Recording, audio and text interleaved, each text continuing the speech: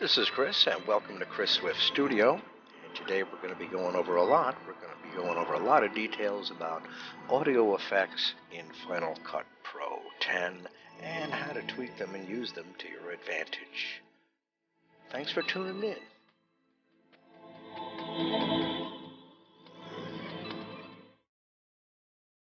Okay, a lot to do here in audio effects, and first thing you need to do is select the clip where you want to adjust the audio and open the inspector window by clicking here. Make sure your audio tab is on.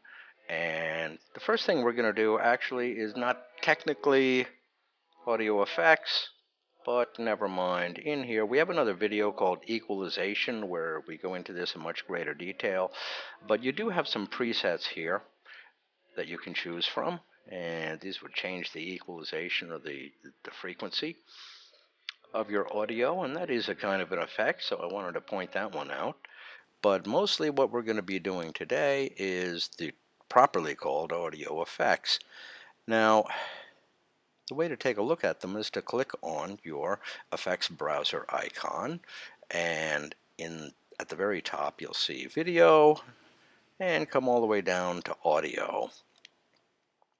And you have categories and subcategories and other subcategories and presets within presets within presets, including the fact that you can change the stack order of your effects. For example, if I wanted to move expander up, I could just click on that and slide it up.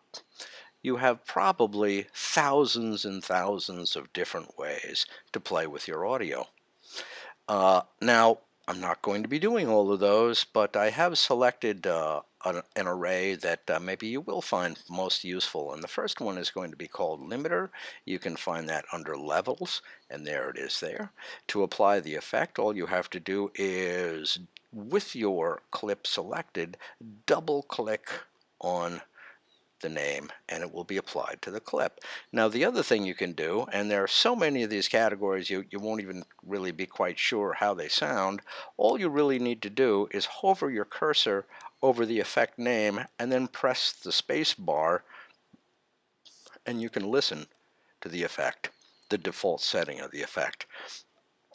So this is one very, very good way to start narrowing down what kind of effect you want to bring in. For example, the difference between compressor and adaptive limiter. Well, what is that? Take a quick look by, again, simply hovering over, pressing the space bar and listen.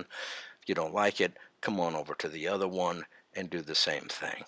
So let's start with limiter. Now, click on the box to make it blue. That'll activate the effect. I've already brought all these effects in by doing the double click thing, but I've just stacked them up here to make the video a little bit shorter. Click on the down arrow and you've got the amount. What the limiter does is it takes the highest peaks. You can see here I've got some coming up into the red, which you definitely don't want, and it reduces the highs. Click on the icon here to get your little window open, and first thing you can do is go to the gain.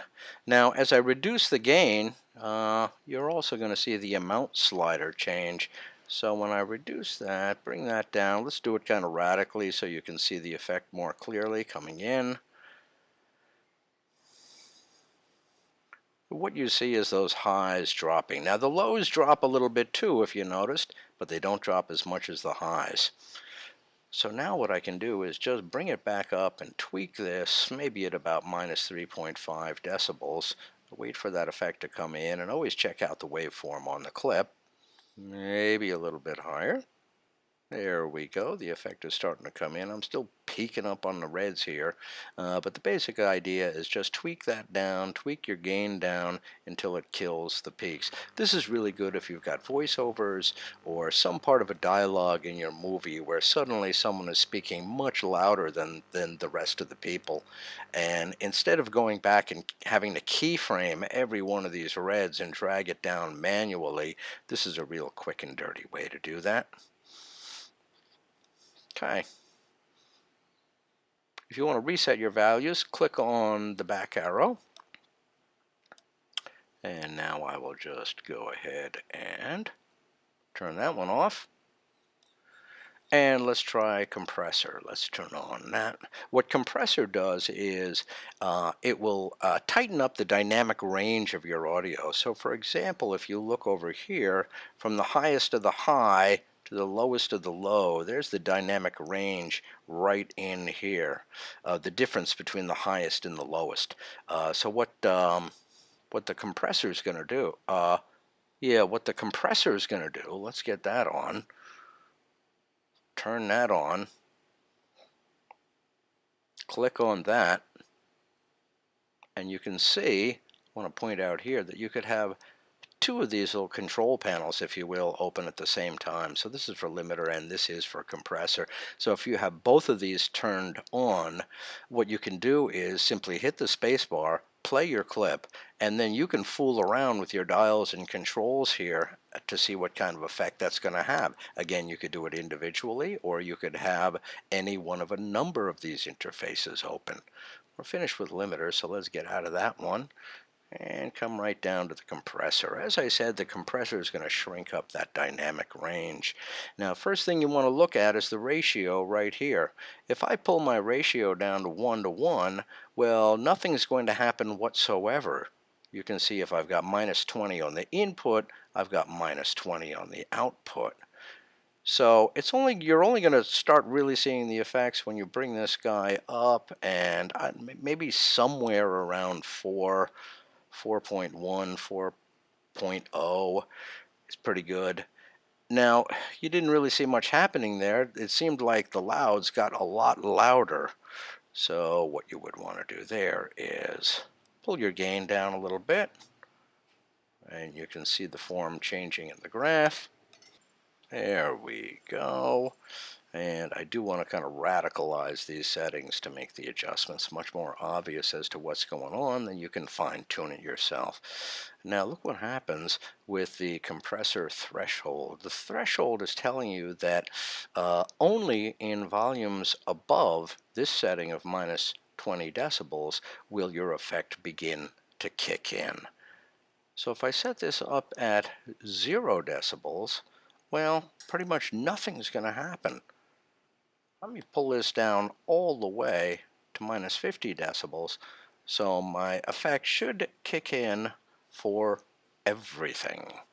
And as you can see the waveform changing, you can see a much less of a difference between the very highs and the very lows.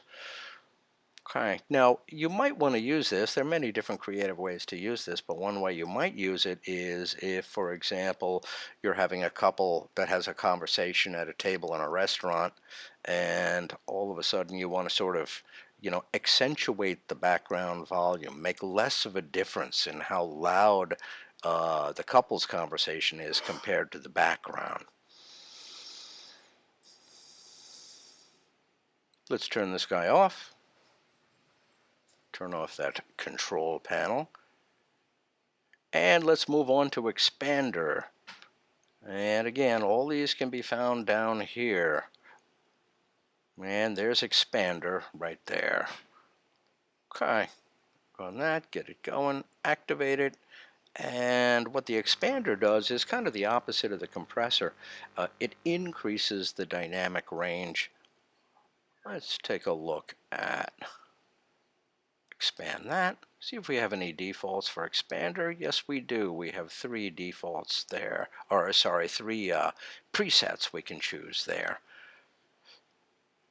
Go in there. Here is the interface for the expander.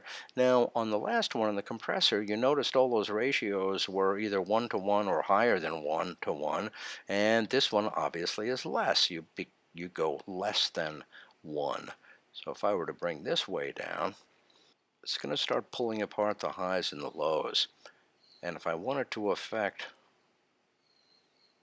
all the way down here, starting at minus 50 decibels, it's expanding even more. So it's taking pretty much the entire waveform and applying this ratio to it. And now, okay, increase the dynamic range. What do you want to do with that? Well, one thing, again, let's go back to that the shot of the couple at the table in the restaurant, if there's a part of the dialogue that's like especially important, what you might want to do is lower the background noise, the background conversation noise, and this would be a good way to do that to accentuate the couple in this case. Okay, turn off expander. Now let's go to noise gate. Noise gate is a way to take the lowest and make them even lower. Let's get that guy on. And let's see what we have with presets here. And we have a lot of presets you can choose from there. And bring up your control panel. And here we go with this. As soon as we click this on to bring the effect in, you can see that the lowest of the lows have just absolutely dropped off the clip. And here's how to adjust that. Take your threshold and bring your threshold down. And you're going to see the lows starting to come back up again. There it is on that guy. Space Designer. Now, where's Space Designer going to be? I think that's in Echoes, if I'm not mistaken. I might be wrong. Let's turn on Space Designer. Now, let me just, check this out. The presets. You've got large spaces, and then you've got other presets under large spaces and other presets under them. The best thing you can do with a lot of these effects, especially the ones that have a lot of presets, is just find one. Don't worry, especially with Space Designer and something like this. Let's click on that. And frankly, not having a PhD in audio engineering and audio effects engineering, this is crazy, this thing. There is so much here. But what you can do is you can narrow yourself down quite easily. Let's say I want a large space, and what do I want? A hall, and I want a warm hall.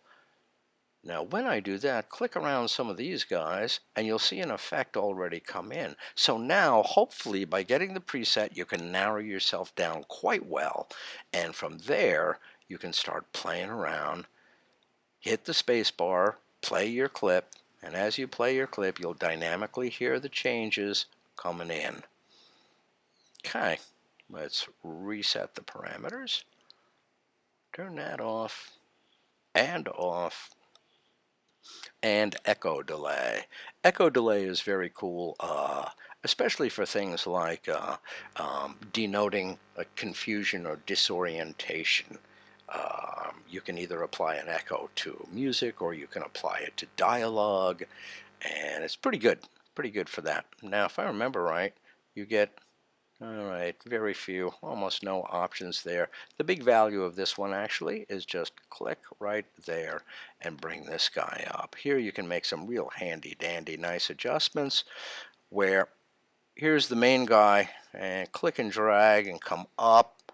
I am set on 0.25 seconds. So every quarter of a second, whatever that particular sound is going to echo. And then, of course, like all echoes, it tapers off to 0. So you can control how high that original volume is, and you can also control the spacing. I could set this up to 1 second, and then it's only going to repeat every second.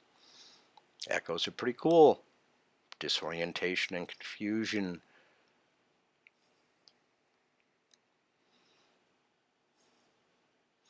Next one will be Delay Designer. Now here's another way to get a delay into your sound. And again, you will have presets and other presets. Click on this guy, and you get another extremely complicated thing over here. Yeah, with Delay Designer, you can change the pitch, you can pan, you can do a lot of things. Now, again, my recommendation is just go to a preset. Dotted resonate, okay? I don't know what dotted resonate means, but I'm going to click on it, and then I'd go ahead and play my clip, and I'd play around with different tabs up here, and I would do things like click and drag here. What kind of effects is that going to have, and how does it sound? And what else? Vintage radios is another one. That's a real nice effect. And you've got 1931 radio all the way up to 1967 pocket transistor. And you have three of these control panels to work with. One is for the compressor. We already talked about compressor. It reduces the dynamic range. And here's distortion. And if you've ever seen the movie Spinal Tap, you'll know exactly what I'm talking about, except there is no setting of 11 on this distortion. And also channel equalization.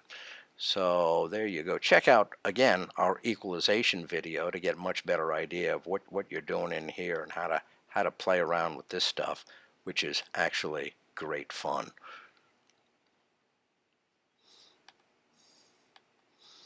Okay, and let's close out those guys.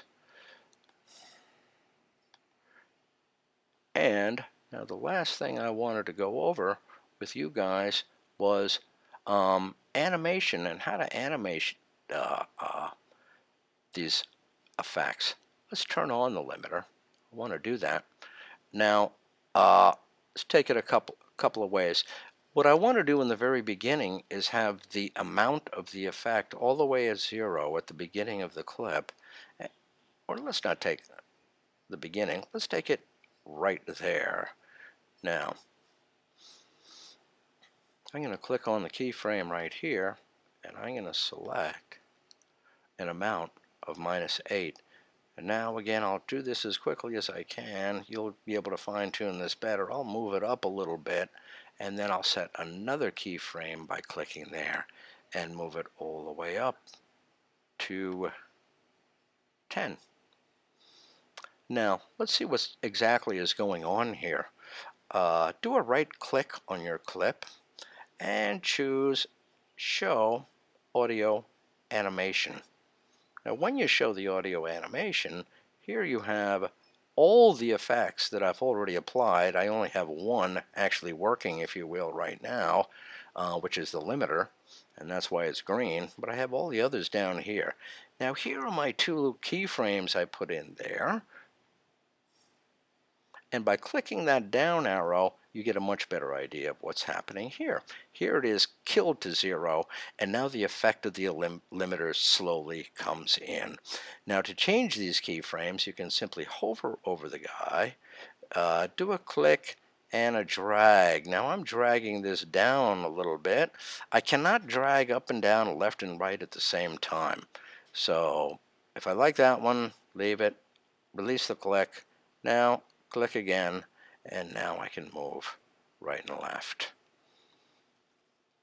Okay, and if you want to set another point manually rather than using the first technique I showed, hold down the Option key, come over the audio line until you see the plus sign, then click, come over, hold down the Option key, click again, and now you can play with these as much as you want. And that is animating these audio effects. How to do it in two different ways. One manually and the other by setting keyframes. Now if you want to delete these keyframes, what you can do is, let's say, hit a back arrow and you see an X. Take it away. Hit the front arrow, X, delete it. Okay. And now I've got just a couple left. If you want to delete them from here, hit the down arrow, simply hover, do a right click, delete keyframe. Wow, okay, that was a lot today. And I hope that helped you out with your playing around with audios. And thanks for watching. Hope to see you again soon.